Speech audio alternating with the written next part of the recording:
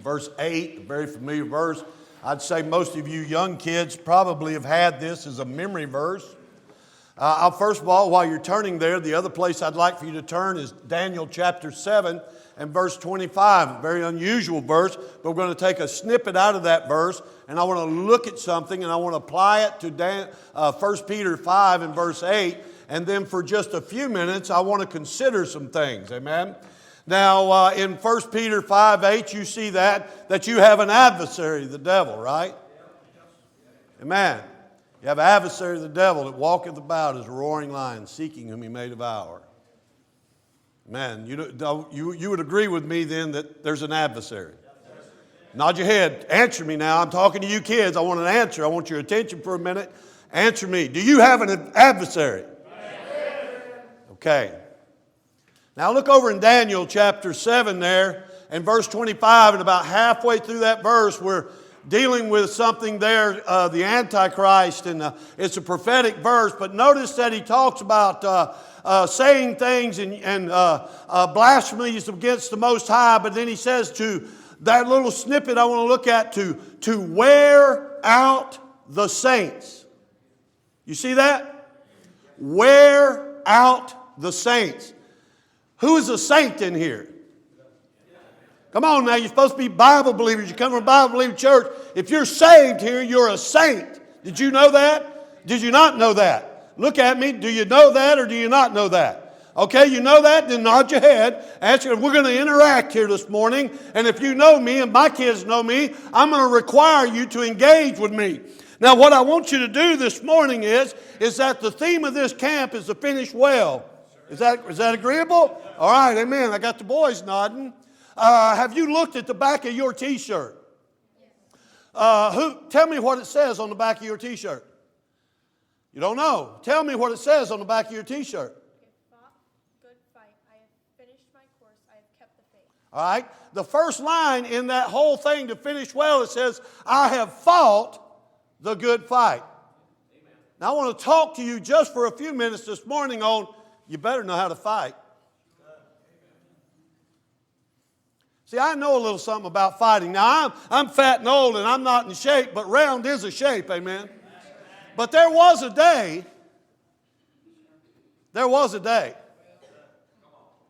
and I found out some things about fighting. You know what? I'm going to tell you, I'm going to give you a secret. You know the thing about fighting? Here's the secret to fighting.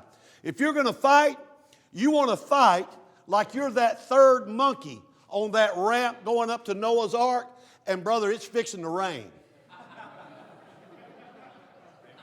In other words, you better fight with a desire to get on that ark. I'll tell you some things about fighting. What I want to do is, but I want you to understand, though, that you have an adversary that is a devil, and he wants to wear you out. Now listen, you are very intelligent young people. I am not underestimating you. I know you're smart. I believe you're smart. I don't underestimate you. Most of you probably know more Bible verses than I can quote. I've heard y'all quote. But the problem is, here's the issue. You've got some things, and I use this thing not necessarily twisted, but you got some things I don't think you've considered. Now, because you're Bible believers, now last night, brother, how many of y'all are second generation Christians? You were raised in a Christian home. You got a Christian mom and dad. Amen. That has prayed for you, that love you, that has built fences and hedges about you to protect you. And that's not bad things. But here is your problem. Your problem is that as you get older, you're wanting to venture outside those hedges. But I'm not saying, listen, I'm not accusing you of wanting to go out into gross sin. But here's the problem that I see, or I think this is the problem I perceive. Is that how many of y'all know the parable of the prodigal son? Raise your hand. Come on now, we're going to interact. Raise your hand. You know the parable of the prodigal son. Here's where my issue, I think, lies. Is that you have read this parable of the prodigal son, and you see the prodigal son return, and he gets his robe, and he gets his ring, and everything's great again. The problem that you is though in real life, because some of you boys, how many of you boys are doing any martial arts? Or any of you men that do martial arts? Jiu-jitsu, Muay Thai, all right? You're doing basic karate, kung fu, whatever it is. You're doing those, right? I want to tell you something. Everything on the mat is great. But those things don't necessarily transfer into real life. Ladies, do you understand that everything is a weapon? Your eyeglasses, you can take them off and you can put that between your fingers, and if a guy comes over, you can punch him right in the eye with it. You can take a straw and do the same thing. You understand you could grab my tie, twist it up tight, draw into me, roll that tie up tight, and then take your knees and hit the inside of my thighs, and brother, you can wear me out, and you ain't near as half as heavy as I am. But you could be effective. In other words, everything is a weapon. Everything is a fight. And if you're going to finish well, do you want to finish well?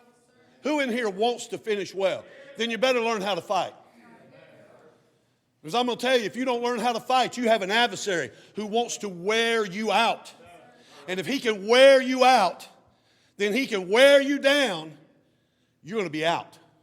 You're going to quit. Your problem is, or what I perceive, I think some people's problem in here is that you think you're going to be like the prodigal son. You're going to go out there and you're going to go down to Egypt for a little while.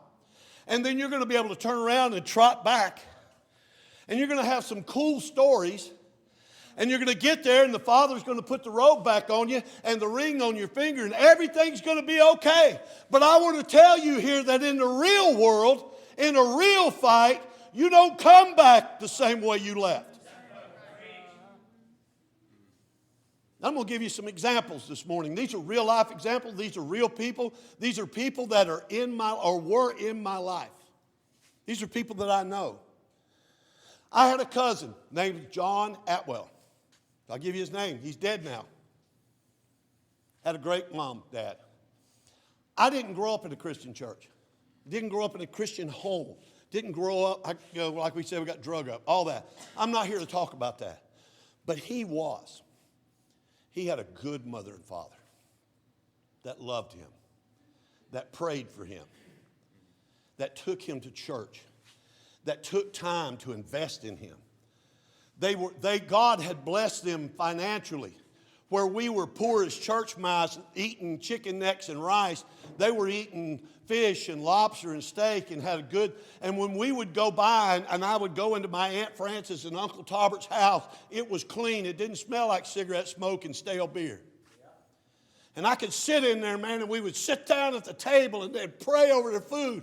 And I'd stand there, or I'd sit there and I'd look around and everybody's heads bowed. And I'm looking around going, what are they doing? Man, that food smells good. But they were praying. Had opportunities given to him. And he was taught, he was taken to a good Bible church. The problem is that, I'm not accusing you this morning. I'm just saying, let's consider this for a minute, that maybe in your mind, you've thought about what I'm talking about. Because there came a time in his life where he wanted to get beyond the hedges. And listen, we all going to grow up. But he got out past the hedges, and now he's out doing some things in Egypt, and he didn't consider some things because you can't come back the way you left. You just can't. And so here he is, 24 years old. I mean, he would run offshore race boats. Who ever knows what an offshore race boat is? Those big boats where three guys are in it, right? He had one of those, and he would race. That's what he did. I mean, go from place to place, party to party, and race. You're sitting here thinking, man, that is cool. It's got the zip-up jumper suit with all the flashy stickers all over it, and everything you see on TV where they're shaking the champagne, and doing all that, right? And you're thinking, man, that would be so cool if I could get out there and do something like that in that life and have all these cool stories to tell about all this stuff. At 24 years of age, with his whole life before him, a beautiful dually pickup truck sitting in front of a fully paid-for condo, he takes a 12-gauge shotgun, sticks it in his mouth, and blows his brains out. Why? Because you don't go into the far country and come back the same way. See, you think, well, I'll go out there and I'll be like the prodigal son and I'll come home and, man, I'll just get to the house and I'll get a bath and I'll get all cleaned up and everything's going to be all right. Friend, I'm telling you, there's somebody out there that wants to wear you out, and if you don't learn how to fight against that, you're going to end up just like John. I've got a daughter named Kelly. I've got 6 daughters and 1 boy. Kelly is 40 years old. For 4 years, she's 4 years clean and sober. The last time I saw Kelly before she went to jail, because she'd been in and out of jail, she stole a Suburban. I finally found it months later. It was parked on the side of the road in Florida on I-10. Guy called me and said, hey, man, you want your Suburban back? I said, it's probably not worth having back. She got up there the last time she called me before she went to jail. She said, Dad, can you come over here? So I went over there, and it was a single-wide trailer. All the windows are busted out. It's a shooting gallery. Some of you don't know what that is, but take my thing. It's a place you do drugs. No AC, no water. It's a flop house. You get high, you flop out inside there. She comes out like a cockroach out of... This is my daughter. This is the one I've raised. I've had her in Brother Hines' church. She grew up. She went to church. I never went to church camp. She went to church camp. Prayed over her. And just like some of you know what she wanted to do? I just want to go down to the far country for a little while. Have some fun with my friends. I'll be back. You don't always come back. She's standing there, and I said, hey, back up. Let me look at you. She backs up. I said, you got any new tattoos? She said, no, I don't have any new tattoos, Dad. Why do you ask? I said, well, the next time I see you, I may have to identify the body. See, I worked the fire department. I was an EMT. You can ask Brother Barry back there, who was a deputy down there in the same area I was at. A body lays out down there, it don't last long before something starts eating on it. The turtles, the possums, something's going to start eating on it. And so what I'm looking for is in case I have to identify that body. Why? Because she just wanted to skip down to the far country for a little while. And listen, I'm telling you, I'm talking to you in here. In your mind, you're thinking, hey, I'm smarter than that. It won't happen to me. I can get by it. I can handle it. I know enough. I've got the Bible. I know how far I can go. I know right where the edge is. And I can do it, and I can get back, and I can make it safe.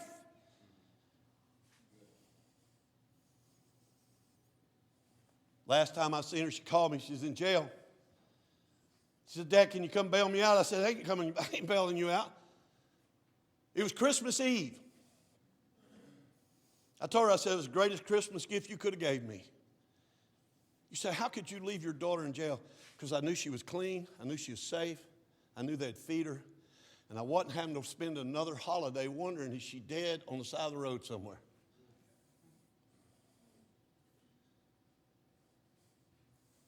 See, some of you don't consider some things. You better read the back of that T-shirt. I have fought the good fight. Do you know how to fight right?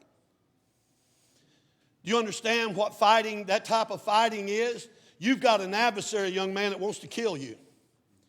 And listen, he can't kill you spiritually. But you know what he can do? He can wear you out, young lady. He can wear you out to the point that when you leave here, you grow for another year or two, you find some young man, y'all fall in love, and you decide, you know what, we're going to have children, but we're not going to do it like Mom and Dad did it. We're not going to take them to church every Sunday. We're going to be a little more liberal. We're not going to do all that Bible thumping. I've got a better way of doing it. Why? Because I'm wore out on that, man. It wore me out. And I'm going to tell you, he can't get you, but he'll kill your kid. He'll take him to hell, man, and laugh at you while you cry. How do you know that, preacher? Because I've seen him trying to drag mine away. See, I'm not a second-generation Christian. I'm trying to raise second-generation Christians. Listen, you know what? I have failed in some areas. I prayed. I did everything I was supposed to do. But what I don't know, and I want you to understand is, even though your mom and daddy prays, it's no guarantee that you don't have an adversary, and he's not going to try to get you. Be not deceived. You will reap what you sow. Why? Because he wants to wear you out. He wants to wear you down. He wants to destroy you. And then he wants to kill your offspring. See, these brothers are trying to give you something. These men have come up here and preached you all different methods and avenues and angles to give you ammunition to fight. The thing is what are you going to do with the weapons that you get? Listen, we laugh about, did you not hear the brother? He said, he's talking about David. He said he hadn't proved that armor. Did y'all catch that? How many of y'all got that? All right, you got that, right? But did it click in your mind about the armor that you're supposed to be wearing? How many of you know about the armor of God? How many of you have ever practiced in your life putting it on? See? No hands. See, we do vacation Bible school and we think it's real cute for the kids. We'll do the little cardboard cutouts and put the little helmets on in the cardboard. And we teach it and the kids are, swinging around. The boys are out there being boys, And I love Judd and them boys, man. And Jason and Jesse. I watch them out there, man, and I'm like, that's what I like. Good to see boys just tumbling and doing. But the thing is that it gets serious. And that's in the Bible for a reason. You want to finish well? Do you want to finish well? Then you better be able to fight. Listen, do you want to finish well? Do you want your children to finish well? Do you want the devil out of your home? Then you better learn how to fight. You better quit all this pretense and this fakeness and whatever Christianity mumbo-jumbo you're trying to throw up in the air for everybody to see, and start getting real about some things and learn how to get back in that book and find that armor and learn how to put it on and say, God, teach me. Because I'm going to have to fight. So listen, I'm going to tell you some things about fighting. First thing I found out about fighting was I like to fight. I had to get over that when I got saved. I did. I've talked with Brother Elliott back there. We were talking. I said, sometimes I have to roll it back because I like to fight. I grew up with boys, man. And listen, you know what them guys did? Them neighbor friends of mine that were all boys. There's 5 of them boys. They'd fight. And if you were with them, you're going to fight. Everybody I grew up with had nicknames. We had Snag. We had Dip. We had Sticks. Everybody had a nickname. One guy's name was Boo Boo. My nickname was Pig. That was my nickname. You get a nickname like Pig, my first name was Arnold. You imagine getting made fun of as a kid, Arnold? You better learn how to fight. Amen. And that was the nickname. And when we would go somewhere, we would get each other into a fight. We'd do it on purpose. Hey, man, you see that guy over there? He said, them glasses on you made you look stupid. And matter of fact, he said he'd kick your butt. And then we'd step back, like Rich said, and we'd watch. I have been sitting at a baseball game where this big guy come over there, and I'm in the dugout, and this guy comes over there, man, and he jumps me. Now listen, I've told you about fighting, right? The thing with fighting is you never fight fair. There is no such thing as a fair fight. If I get to, I will sucker punch you. I will bite you. I will spit on you. I will pull your hair. You're laughing, man. You come up to shove me, I'm going to deck you. There's going to be no shoving back and forth, man. We don't do that. I'm going to kick you where it hurts. Let me tell you something, friend. When you fight, you better fight. Listen, you have an adversary. And that's how he fights. And that guy come over there, man, we got into a fight, man, and I'm fighting this guy, and he is big. He's got me in a bear hug, man, and I'm just punching him in the head, trying to slap his ears, and he jams my back into a corner of a concrete building, and I finally, man, I'm sitting there, and I don't know how I got a belt. We started out, I think, with belts. We were fighting, rolled it up with the buckles. And I had that buckle, man, and I had that knot, and I was jamming him in the forehead with that thing going on top of his forehead. Blood started pouring. He dropped me, and I run. Why? You got to know when to fight, when to run. What about resist the devil, and he will what? Sometimes you have to flee. You know what? Joseph lost a coat, but he saved his life. You better learn how to fight. You better learn how to know when to fight. You better learn how to fight. And you better learn when it's not time to fight, but get out of there. See, there's some places you don't need to be. I need to get out of here. This is not the place I need to be. These are not the people I need to be around. Why? Because if I stay here, I've got an adversary, and these guys are going to hold me while he whoops me. I was one night, I'm going to try to go into a whole bunch of stuff, but there was one night, there was 3 guys on me, and they were trying to kick me to sleep. And they were doing a good job, and I was crying for anybody and anyone to come please get them off of me. Why? Because I was where I wasn't supposed to be, and I didn't have anybody else with me. I thought I was good enough to go in there by myself. Listen, you talk to Brother Barry back there, some of the areas where we grew up. He was a deputy back there. He knows how to fight. Do you know how to fight? I want to encourage, listen, you guys are smart. You guys are smart. We're going to close. You guys are smart guys. You're not stupid. I'm not trying to give you something. Listen, I like being funny. I like being goofy, but I want to be serious. You have an adversary. And I've watched him destroy my girl. My girl. She's alive. She's 4 years sober. But she didn't go down to the far country and come back unscathed. She come back with scars and things she's never going to, listen, sometimes you're going to get things you can't get rid of, and it's going to stay with you the rest of your life. And you can be as repentant as you want to, and you can beg God all you want, but it ain't going away. You want to finish well? Learn how to fight. Learn how. Go back in that Bible and find that armor of God and make it your mission to learn how to put it on and learn how each piece works and put them into practice in your life. Stand with me. Get the brother come. Maybe somebody needs to come pray. Listen, maybe you've been playing with God. Maybe in the back of your mind, listen, I'm not wanting to accuse you of anything. I'm not trying to say you're doing anything intentional. But maybe somewhere back there you've got that thought that I just talked about where you said, man, I can't wait. I can't wait till I get a little older and maybe I can go down there and have a little fun and just have a few. I just want to have a few stories, Lord, so I can talk to people about it. And Lord, maybe have a few things where I could just, and I just want to come back, Lord, but I don't really want to live there, Lord. I just want to visit. Is that you this morning? If it is, please come. Please come and pray. At least be serious about it. At least be honest with God about it.